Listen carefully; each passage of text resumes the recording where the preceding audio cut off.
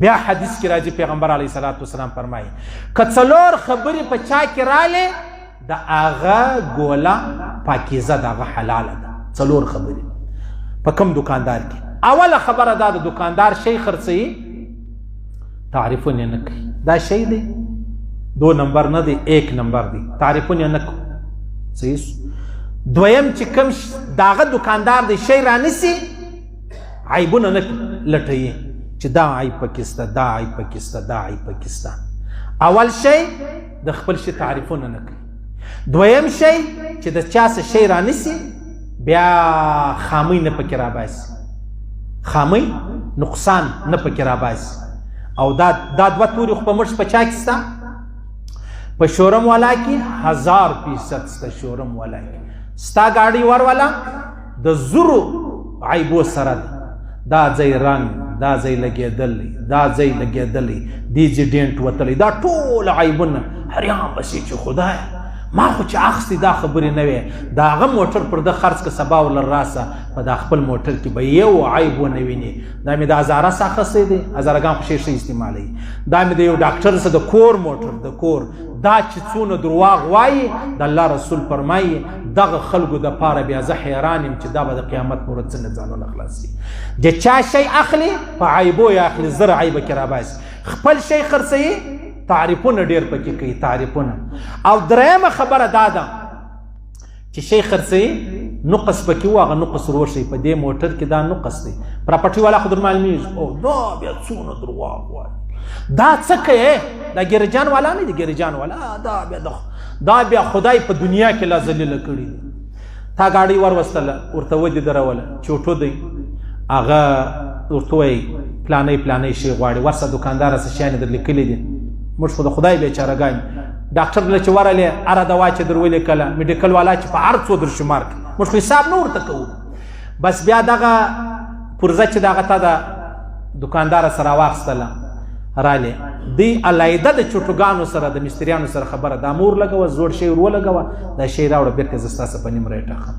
دا نو یو دوکاندار نه دی 2 نه دی 5 نه دی چې زه درته ژاړم په ژړه مخ خطاوزه په لنګوټه مخ خطاوزه په تسپو مخ خطاوزه پښتانه په زوره کې به 2 کسان به چې نو وباسو مجبوري ده یا مشران دي یا سپین ږیري دي یا کاروبار نه کوي ټول غله دي ټول غله دي.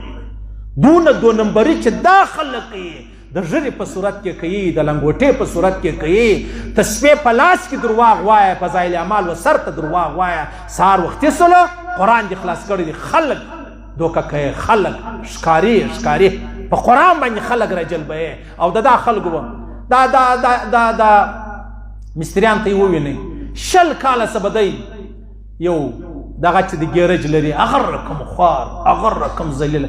اوس په زورو کسانو کې نیم سړی در ماپوم یې به خامخا به یو سړی یې لیکن دا اکثره غله دي ټول غله دي.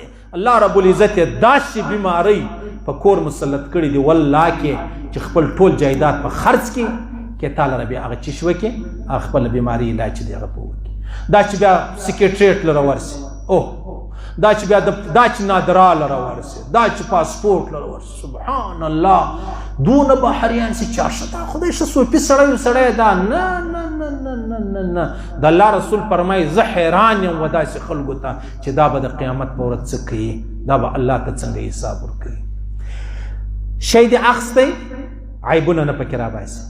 شی دې خرڅوئ تعریفونه نه کوي او په مابینځ کې نقص دی نقص وروښی چې زما په دا شي کې دا پلانۍ نقص دی او قسم نه اخلي. دغه 4 خبرې د الله رسول فرمایي که په چا کې رالې د ده ګوله حلاله ده که نه یې حلاله ګوله چې د اخیستنه د الله رسول فرمایي وایي تاسو په کاروبار کې قسمونه مه اخلئ قسم مه اخلئ. دا قسم 2 تاوانه تاله راوړي. یو برکت ته مابینځ ولاړئ او دویمه خبره دا ده تا د الله نم خرڅ کوي یا ورپې دې په پیدا کړه د الله نم.